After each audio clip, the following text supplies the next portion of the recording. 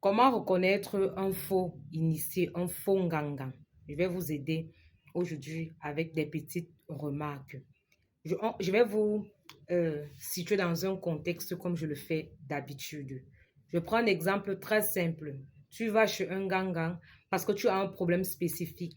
Ton problème spécifique, c'est quoi? C'est que tu as un maléfice qui se déplace dans le ventre. Ça peut être une souris, ça peut être le mille-pattes, ça peut être la grenouille. Tu as un maléfice dans le ventre que tu aimerais qu'on enlève. Alors tu pars rencontrer le gangan, tu pars rencontrer l'initié. Lorsqu'il te parle, il a l'air tellement convaincant. Ça dit, ça a l'air prometteur. Le langage est très flatteur. Lorsqu'il te parle vraiment, il te met en confiance. Il te dit même comment le traitement va se dérouler. Il te dit non, tu auras d'abord 2 semaines, tu ne vas pas manger la viande. Le temps que je prépare le terrain, je te rende invisible pour que lorsque je travaille, qu'on ne puisse pas me déranger, que tes persécuteurs ne sachent pas que nous sommes en train d'enlever le maléfice. Parce que s'ils sont au courant, parfois peut-être que ça peut se compliquer. Il te parle comme ça. Après, il te dit les 2 semaines après, tu viendras, tu vas acheter peut-être tel ou tel matériel et après, on va enlever. Il te donne même le prix que bon, je vais donner par hasard comme ça que pour enlever ça, c'est 150 000. Maintenant, l'argent maintenant des produits pour détruire le maléfice qu'on va enlever, c'est autre chose. Alors, tu lui dis, OK, comme je n'ai pas assez d'argent, tu as demandé 150 000. Je vais d'abord te donner 100 000 francs pour que dès que tu enlèves, tu puisses détruire. Après, je complète. Vous entendez? Il dit oui. Il n'y a pas de souci. Tu fais 2 semaines. Tu respectes exactement ce qu'il te dit. Le jour du rendez-vous où il doit enlever le maléfice qui est dans ton ventre, il ne l'enlève pas. Il prend des poudres, il te donne. Il te dit, il faut boire ça. Ça va souvent quitter un peu.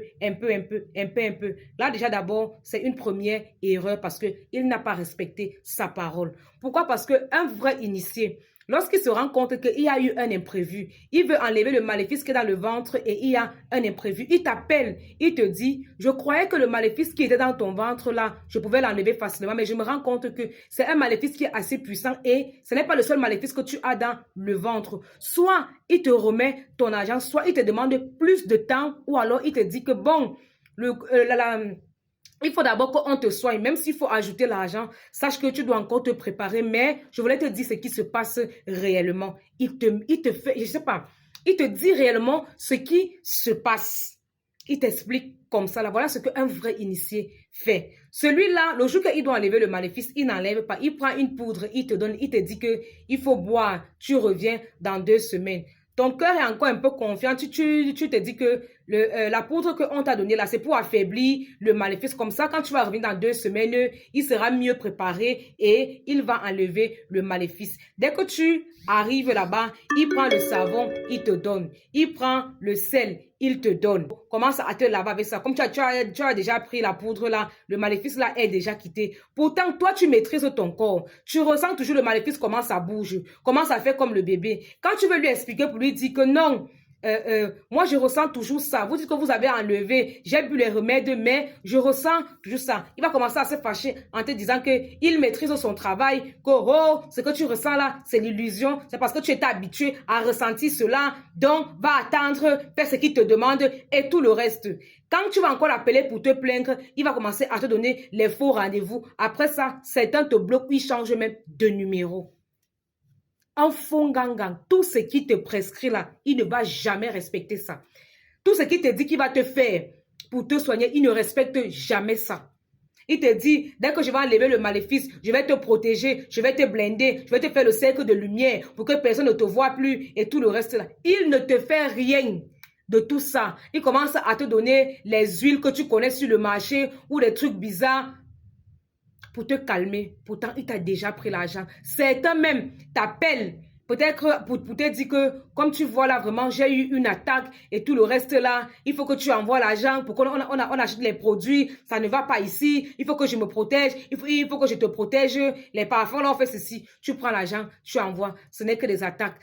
Donc, on ne fait que te prendre l'argent petit à petit, petit à petit, petit à petit. Faites souvent que tu peux te soigner quelque part.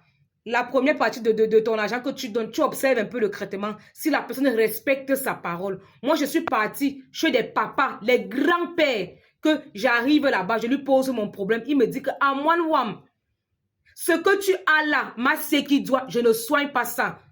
Repars chez la personne qui t'avait d'abord soigné pour la première fois. Demande-lui d'enlever ce qui te dérange là. Ou bah, soit, mais ma sœur je soigne seulement la sorcellerie négative. C'est ce qui me dit que ma sœur qui vous t'aime, je ne soigne pas la sorcellerie des blancs. Si tu es touché par ça, moi je soigne pour nous ici là. C'est dans ça qu'on m'a initié. Moi j'ai eu affaire à ce genre d'initié qui disait la vérité et qui te remettait ton argent.